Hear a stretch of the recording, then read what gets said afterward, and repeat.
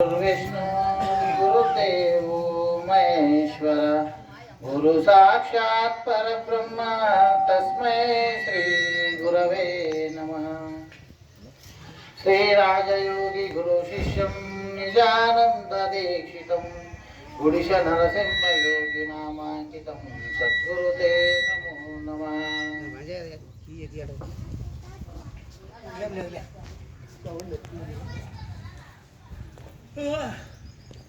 పదమూడవ వార్షికోత్సవము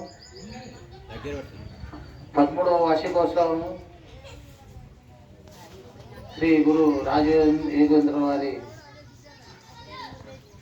పరంపరాగతంగా గురు పూజ కార్యక్రమము మరియు నాన్నగారిది 4వ పాదక పూజ, మా అమ్మగారిది పాద పూజ. ఈ నీలాండ్ల గ్రామంలో 41 దినము సుప్రభాత సేవ ముగిస్తూ ఈరోజు గీత పారాయణము, గ్రామ సంకీర్తన, తర్వాత అనుష్ఠానము, తర్వాత తీర్థప్రసాదములు, ఇప్పుడు వైజ్ఞానిక మహాసభ జరుగుతుంది.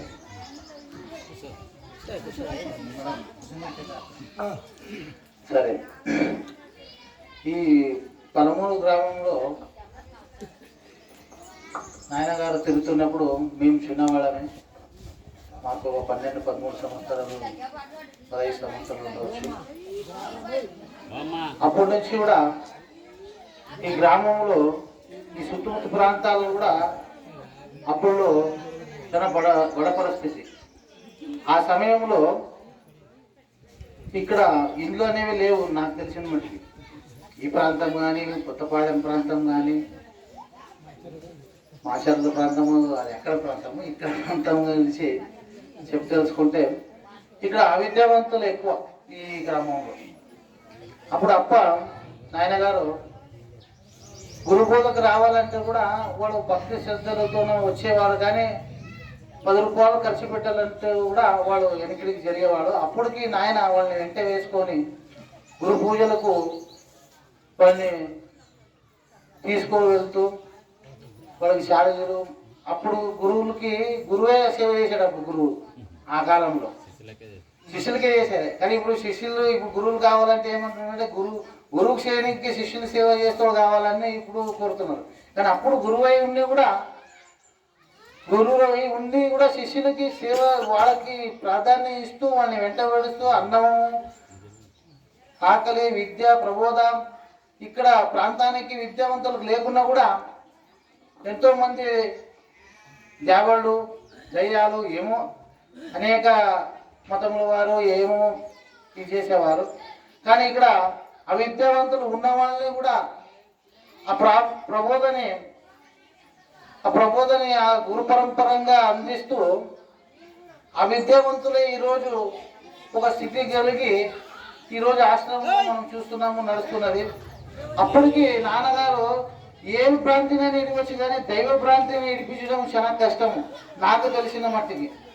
అన్నవాళ్ళు పెద్దనాథయ్య గారు అందరు అన్నవాళ్ళు ఇక్కడ వచ్చినప్పుడు కూడా ఏమైనా అసలు ఈ శతమూర్ఖులకి దైవ భ్రాంతిని నేర్పించి 1 కేజీ అవేమి కొంతలు వేసుకుంటారు కదా, ఏమంటున్నారు ఆ పేర్లు కూడా నాకు తెలియదు. ఎందుకంటే మా తాతకు దేవుడు లేడు, మా నాన్నకు కూడా ఏ దేవుడు లేవు, ఏ దయ్యాలు లేవు, నాకు కూడా లేవు. నాకు కూడా ఆ పేర్లు కొట్టలేవు. ఏమంటారు బొట్టులు, జనవారాలు, ఒక్కొక్క 2 కేజీలు 1 కేజీలు బంగారు కూడా కరిగిస్తే నన్ను కొద్దిగా చేసి అమ్ముకొచ్చినాడు ఉన్నాను. ఈ ప్రాంతంలో ఇచ్చినవాడు ఎక్కువ.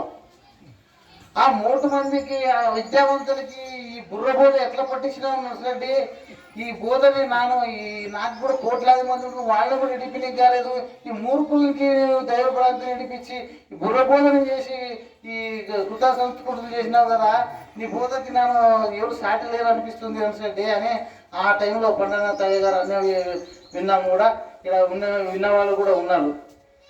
సరే, ఆ శివరామ దీక్షిత సాంప్రదాయము శివుడని రాముడని ఇద్దరు కలుసుకుంటూ శివరాముడై కాసి ఈ బోధన వెగజల్లుతూ ఈ జనమన ప్రాంతి రైతులు చేస్తూ ఆ కాలం నుంచి ఈ కాలం పరంపరంగా వెళుతున్నది. ఆ దీక్షిత సాంప్రదాయం ఎంత కొనియాడినా కూడా తక్కువే. ఎందుకంటే మన భారతదేశంలో మన హిందూ జనమత సాంప్రదాయంలో దైవ భ్రాంతి అనేది ఎక్కువ. ఎందుకు ఎక్కువ అంటే ఈ మనకి 33 కోట్ల దేవతలు కదా, అందుకే ఒక్కొక్క కులంకి, ఒక్కొక్క జాతికి, ఒక్కొక్క మతంకి, ఒక్కొక్క వర్గముకి కొన్ని దేవుళ్ళు. కొంత కాటికి జనముకి తాయములు, దుర్గములు, దయ ఈ ఆటలు కోసే దేవుళ్ళు. ఇంకా కొంచెం మేలు జాతి వారికి శివుడు, ఇంకా కొంచెం మేలు జాతి వారికి విష్ణువు. అది తినరాదు, ఇది తినరాదు, ఎన్నెన్నో ఉన్నవి. కానీ ఈ దీక్షిత సాంప్రదాయంలో వచ్చి అన్ని జాతుల అసలు సమన్వయ సమితి చేస్తూ ఈ జనమన భ్రాంతి అనేది తొలగిస్తూ ఆ గురువు ద్వారా పరంపరగా వాళ్ళకి జన్మరైతానికి ఏ తర నిష్టగా చేసి వాళ్ళకి స్థితి కుదిరించి వాళ్ళు కూడా పరంపరగా నడుస్తూ ఆ గురు పరమాత్ముడు ఎట్లా ఉన్నాడు, దేవుడు అంటే ఎవరు, ఈ నేనంటే ఎవరు, ఈ పరిపూర్ణం అంటే ఏమి అని తెలిపి ఆ నాయన గారు ఈ ఆశ్రమంలో ఈయన చేసినారు. సరే ముందరకు చెప్తాను. ఇప్పుడు సభ ప్రారంభిస్తాము. జై సద్గురు మహారాజుకు జై.